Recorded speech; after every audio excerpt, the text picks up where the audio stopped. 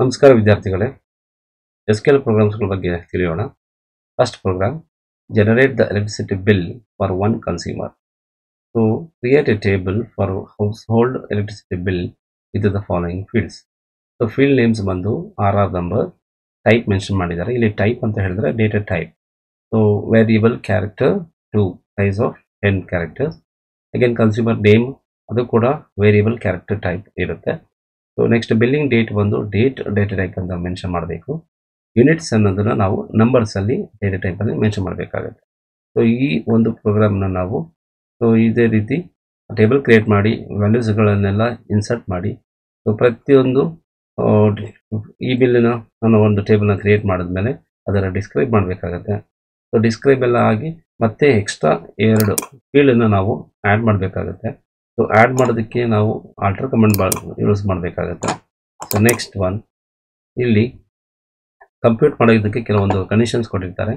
Minimum amount ₹50 ಪ್ರತಿಯೊಬ್ಬ ಕನ್ಸ್ಯೂಮರ್ಗೆ ನಾವು ಅಮೌಂಟನ್ನು ಬರೀಬೇಕಾಗತ್ತೆ.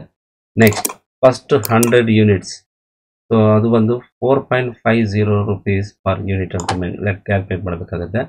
ಇನ್ ಕೇಸ್ ಅಕಸ್ಮಾತ್ ಅವ್ರು ಏನಾದರೂ 100 ಯೂನಿಟ್ಸ್ಗಿಂತ ಜಾಸ್ತಿ ಯೂನಿಟ್ಸ್ನ ಏನಾದರೂ ಕನ್ಸ್ಯೂಮ್ ಮಾಡಿದರೆ ಸೊ ಯೂನಿಟ್ ಬೇಸಿಸ್ ಮೇಲೆ ಸೊ ಪರ್ ಯೂನಿಟು ₹5.50 ನಾವು ಚಾರ್ಜ್ ಮಾಡಬೇಕಾಗತ್ತೆ. ಸೊ ಈಗ ಇದೆಷ್ಟು ಕ್ಯಾಲ್ಕುಲೇಟ್ ಮಾಡಬೇಕು ಅಂದರೆ ನಾವು ಅಪ್ಡೇಟ್ ಕಮಾಂಡ್ ಯೂಸ್ ಮಾಡಿಕೊಂಡು ಈ ಬಿಲ್ ಟೇಬಲ್ನಲ್ಲಿ set the bill amount minimum is equal to 50.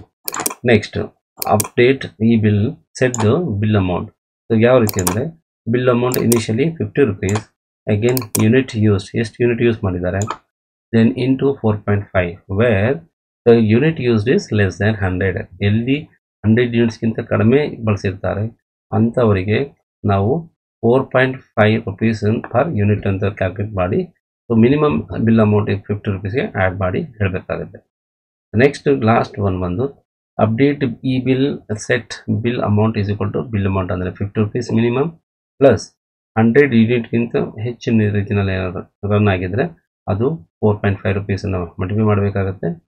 Plus unit used if it is more than 100 ಆಗಿದ್ರೆ ಯೂನಿಟ್ ಯೂಸ್ಡ್ -100 ಮಾಡಿ ಅದಕ್ಕೆ ₹5.5 ಮಲ್ಟಿಪ್ಲೈ ಮಾಡಬೇಕಾಗತ್ತೆ where unit is greater than 100. So ಇದಿಷ್ಟು ಕೂಡ ನಾವು ಕಂಪ್ಯೂಟ್ ಮಾಡಿದ್ಮೇಲೆ ನಾವು ಕಂಪ್ಯೂಟ್ ಡ್ಯೂ ಡೇಟ್ ಕೂಡ ನಾವು ಲೆಕ್ಕ ಮಾಡಬೇಕಾಗುತ್ತೆ. ಸೊ ಬಿಲ್ಲಿಂಗ್ ಡೇಟ್ಗೆ ಜೊತೆಗೆ ಒಂದು 15 ಡೇಸನ್ನು ನಾವು ಆ್ಯಡ್ ಮಾಡಿ ಅದನ್ನು ಡ್ಯೂ ಡೇಟ್ ಅಂತ ಮೆನ್ಷನ್ ಮಾಡಬೇಕಾಗುತ್ತೆ.